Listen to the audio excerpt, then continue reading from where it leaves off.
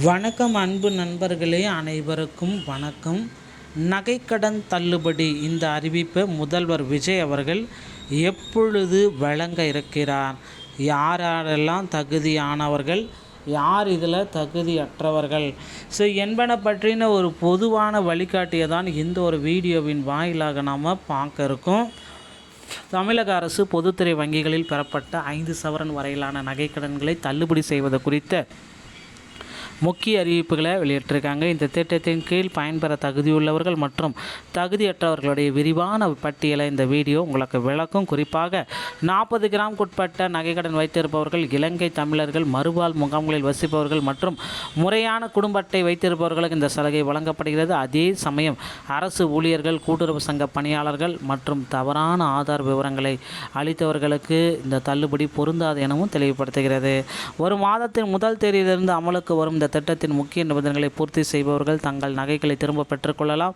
அண்டை மாநில குடும்ப அட்டைகளை வைத்திருப்பவர்கள் இந்த சலுகையை பெற இயலாது என்பதும் குறிப்பிடத்தக்க ஒரு விஷயங்க. ஸோ 100% தள்ளுபடினா 40 கிராம் 8 பொதுத்துறை வங்கிகளில் இதை தள்ளுபடி கொடுக்க போகிறோம். வரும் 1ஆம் தேதி ஆகஸ்ட் மாதம் 1ஆம் தேதியிலேருந்தே நடைமுறையில் ஆக்ட் ஆகிடுங்க. அதாவது 1 கிராம்லேருந்து 40 கிராம் 5 சவரன் 41 கிராம் இருந்தால் கூட உங்களுக்கு தள்ளுபடி நிராகரிப்பு செய்யப்படும். தள்ளுபடியை திறக்கும் 2 முக்கியமான அறிவிப்பு அப்படின்னா யாருக்கு அத்தியாவசியமாக இது தேவை அப்படின்னா, ஆதார் எண், வங்கியில் அளித்த ஆதார் எண் மற்றும் முற்றிலும் சரியாக இருக்க வேண்டும். தவறான எண் அளிக்கப்பட்டிருந்தால் தள்ளுபடி ரத்து செய்யப்படும். அடுத்து ரேஷன் கார்டு, ஸ்மார்ட் கார்டு தற்பொழுது செல்லுபடியாகும். தமிழக அரசு குடும்ப அட்டை அவசியம். அட்டை எண் தவறாக கொடுத்திருந்தாலும் பலன் கிடைக்காது. ஸோ இந்த சரியான ரேஷன் அட்டை மற்றும் முகவரி எல்லாமே இருக்கணும், எல்லாம் நிராகரிப்பு கண்டிப்பாக நடக்கும். ஸோ சிறப்பு பயனாளிகளுக்கு தள்ளுபடி உண்டு அப்படின்னு பார்த்தீங்கன்னா, இலங்கை தமிழர்கள் மற்றும் குடும்ப ஓய்வூதியர்கள் இந்த 2 கேட்டகரிக்குமே தள்ளுபடி கண்டிப்பாக உண்டு. ஸோ தகுதியற்றவர்கள் அப்படின்னு நம்ம பார்க்குறப்ப கீழ்கண்ட காரணிகளால் அவங்கள ரிஜெக்ட் பண்ணுறோம். ரேஷன் கார்டு என்ன ஆவணப்பிள்ளையில் பார்த்திங்கன்னா ரேஷன் கார்டு என்ன தவறாக வழங்காதவர்கள் அல்லது தவறாக வழங்கியவர்கள், ஆதார் எண்ணை வழங்காதவர்கள் அல்லது தவறாக வழங்கியவர்கள், வேலைவாய்ப்பு அரசு ஊழியர்கள், கூட்டுறவு சங்க ஊழியர்கள் மற்றும் அவர்தம் குடும்பத்தினர், கடன் நிலை 40 கிராமுக்கு மேலே 5 பவுனுக்கு மேலே, கடனை முழுமையாக ஏற்கனவே செலுத்தியவர்கள், வட்டி செலுத்தியவர்கள், போலி நகை வைத்தவர்கள் யாருக்குமே தள்ளுபடி கிடையாது.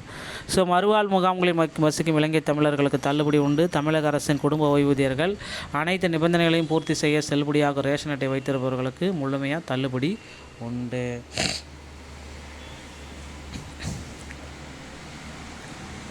ஸோ இப்போ பார்த்திங்கன்னா அந்த ஆதார் மற்றும் ரேஷன் கார்டு அட்டையில் உள்ள முகவரி கட்டாயம் தமிழ்நாட்டை சேர்ந்தவராக இருக்கும்.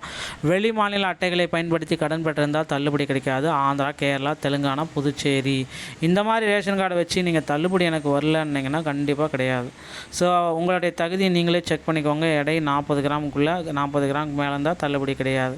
சரியான ஆவணங்கள் தமிழ்நாடு ஸ்மார்ட் கார்டு, ஆதார் அட்டை இதெல்லாமே இருக்கணும், தள்ளுபடி உண்டு. எதுவுமே தவறாக கொடுத்தீங்கன்னா தள்ளுபடி கிடையாது. பொதுமக்கள் மற்றும் முகாம்களில் வாழும் தமிழர்கள், குடும்ப ஓய்வூதியர்கள் தள்ளுபடி. அரசு ஊழியர்கள், குடும்ப சங்க ஊழியர்கள் அவர்தம் குடும்பத்தினருக்கு தள்ளுபடி கிடையாது. தமிழ்நாடு ரேஷன், ஆதார் முகவரி 2மே ஒன்றா இருக்கணும். கண்டிப்பாக ஆந்திரா, கேரளா, தெலுங்கானா இருந்தால் உங்களுக்கு தள்ளுபடி கிடையாது. ஸோ இதுதான் இப்போ இருக்கிற ஒரு மிகப்பெரிய ஒரு தள்ளுபடிக்கு உண்டான ஒரு ஆயுதம். எப்பொழுது இதெல்லாம் அமலுக்கு வரும் அப்படின்னு பார்த்தீங்கன்னா, ஆகஸ்ட் 1ஆம் தேதியிலேருந்து அமலுக்கு வரும். தகுதியானவர்களுடைய பெயர்களை வங்கிகளை அணுகி நகைகளை நீங்கள் செக் பண்ணிக்க வீட்டுக்கு கொள்ளலாம்.